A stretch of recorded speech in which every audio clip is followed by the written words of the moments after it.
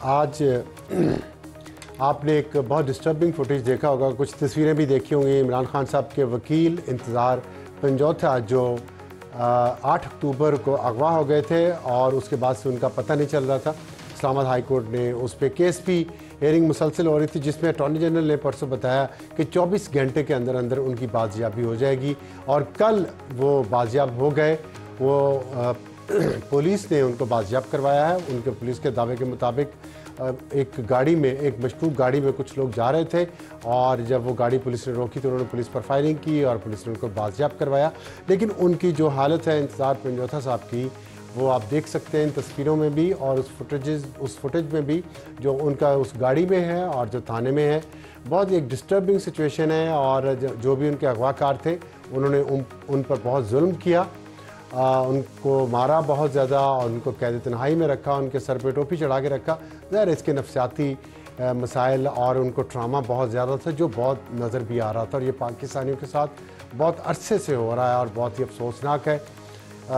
اس پہ کیا کہا جا سکتا ہے سوائے اس کے کہ یہ باریاں لگی ہوئی ہیں یہاں پہ لوگوں کی، کبھی کسی کی باری آتی ہے، کبھی کسی کی باری آتی ہے۔ اور انتظار پنجوتھا صاحب میرے خیال میں ایک بہت سلجھے ہوئے انسان تھے، وکیل بھی ہیں، تو وکیل تو ظاہر دلائل سے بات کرتا ہے، وہ تو اس طرح کے تشدد پہ یقین نہیں رکھتا، تو ان کے ساتھ ایسا ہونا قابل مذمت ہے۔ اور دوسرا ہمارا آج کا ٹاپک یہ ہے کہ ٹاپ سٹوری کا کہ سوابی سے لندن تک پی ٹی آئی احتجاج کر رہی ہے۔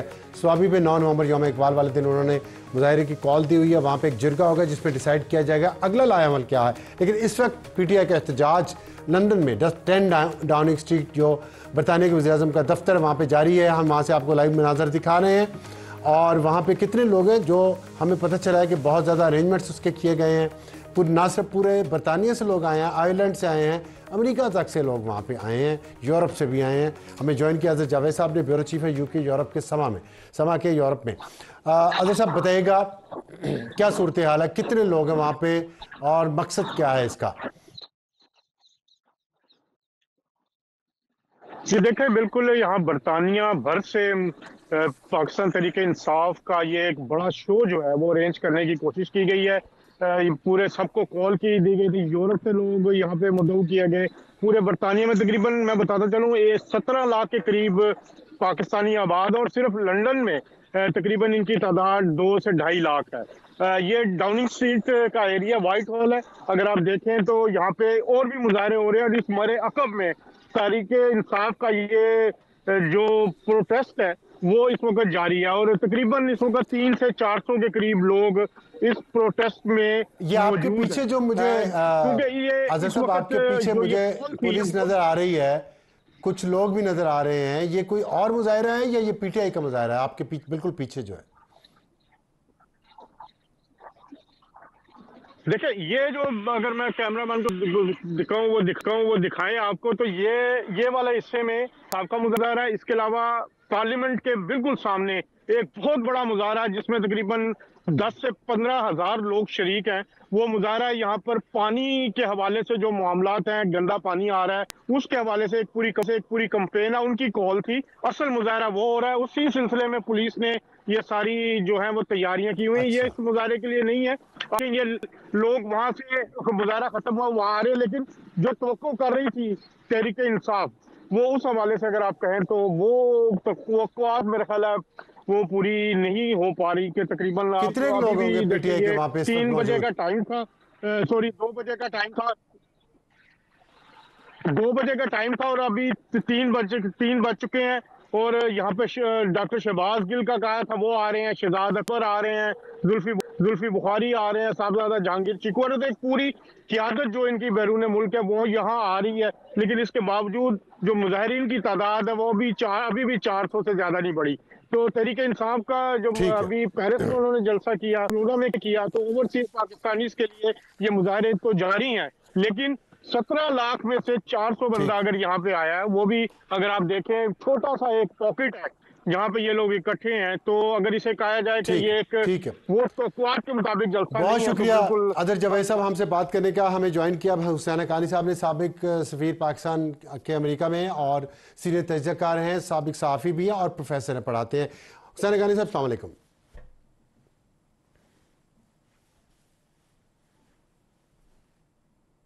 وعلیکم السلام۔ بہت شکریہ ہمیں جوائن کرنے کا. اور آپ دیکھ رہے ہیں کہ امریکہ کے الیکشنز 5 نومبر کو ہو رہے ہیں، صدارتی الیکشن، اور وہاں پہ ٹرمپ اور کیملا ہیرس کے درمیان بہت کانٹے دار مقابلہ ہے. اس پہ ہم آپ سے بات کرنا چاہتے ہیں، اس کی کیا اہمیت ہے دنیا کے لیے. کیا دنیا میں اگر ٹرمپ آیا تو جنگیں بند ہو جائیں جو کہا جا رہا ہے، اور اگر کیملا ہیرس رہی تو کیا وہاں پہ جنگیں جاری رہیں گی؟ ایک تو یہ انٹرنیشنل کانٹیکس میں ظاہرہ امریکیوں کے مطابق نہیں، ہمارے مطابق. اور دوسرا، پاکستانیوں کا خاص انٹرسٹ یہ ہے کہ ٹرمپ آئے گا، عمران کو چھڑوائے گا. اس پہ میں آپ کی ماہرانہ رائے جاننا چاہتا ہوں کہ کیا جو خاص طور پہ دوہری شہریت کے پاکستانیز ہیں، امریکہ میں، برطانیہ میں بھی مظاہرے بھی کر رہے ہیں، پاکستان میں بھی مظاہرے کر رہے ہیں، وہ کہتے ہیں کہ ٹرمپ آئے گا اور عمران خان کو چھڑوا لے گا. یہ کس حد تک حقیقت ہے اور کس حد تک یہ خواب ہے؟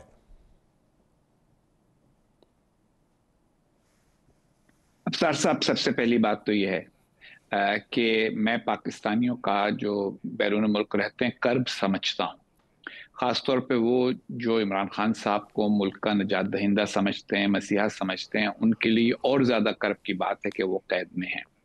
اور اصولی طور پہ ٹھیک. کسی پاکستانی سیاسی لیڈر کو قید میں نہیں ہونا چاہیے. دنیا بھر میں اگر بڑے اہم لوگ گرفتار ہوتے ہیں تو جب تک ان پر مقدمہ چلتا ہے، ان کو ضمانت پہ رہا کیا جاتا ہے. تو میں ان کے جذبات کو سمجھتا ہوں.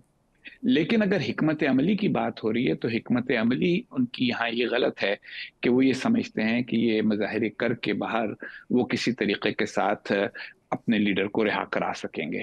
ان کی رہائی کا فیصلہ جب بھی ہوگا پاکستان میں ہوگا. آپ کو یاد ہوگا تو آپ سمجھتے ہیں جنرل کہ ضیاء الحق پر اسٹیبلشمنٹ بھی پہ جو بڑا دباؤ بیرون ڈالا ملک گیا دباؤ تھا. ڈالا جا رہا ہے اس وقت بھی لابنگ کے پیپلز ذریعے، پارٹی نے پوری دنیا میں امریکہ میں مظاہرے کیے لابنگ، تھے. برطانیہ میں لابنگ، اور یہ جو مظاہرے ہو رہے ہیں، اس سے اسٹیبلشمنٹ پہ دباؤ نہیں بڑھے گا، بیرونی دباؤ؟ بالکل بھی نہیں بڑھے گا، بالکل بھی نہیں بڑھے گا. آپ کا خیال ہے کہ اسٹیبلشمنٹ کو یہ بات نہیں پتہ کہ 300-400 لوگ اگر آ جاتے ہیں تو یہ تو پارٹی کے کمیٹڈ لوگ ہیں. اگر 500 ہو جائیں، 1000 ہو جائیں، اس سے کہیں بڑے مظاہرے اور جلوس جو ہیں وہ محترمہ بینظیر بھٹو کے لیے ہوئے تھے، لیکن جنرل ضیاء الحق نے 10-11 سال گزار ہی لیے تھے. آخر میں جو بات ہوتی ہے وہ یہ کہ خارجہ تعلقات ملکوں کے باہم مفادات کے اوپر مبنی ہوتے ہیں.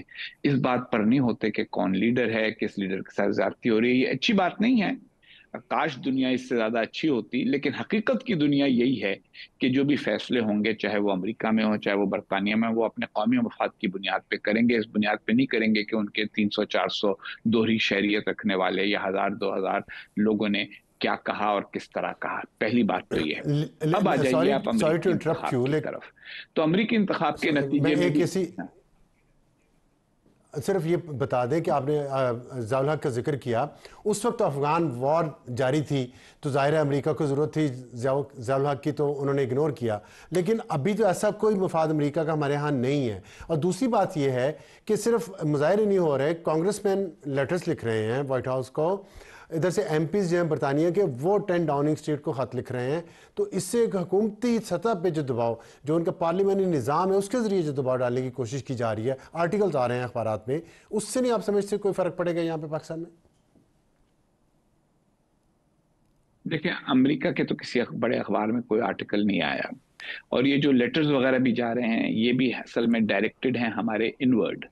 مطلب یہ ہے کہ 60 کانگریس مینوں سے دستخط کرا لیے، پاکستان کے اخباروں میں اس کی خبر چھپوا لی، پاکستانی ٹی وی کے اوپر اس کا ویڈیو کلپ چلا لیا، لارا بش سے جا کے مل لیا، اس کے ساتھ کھڑے ہو کے فوٹو کھنچوا لی.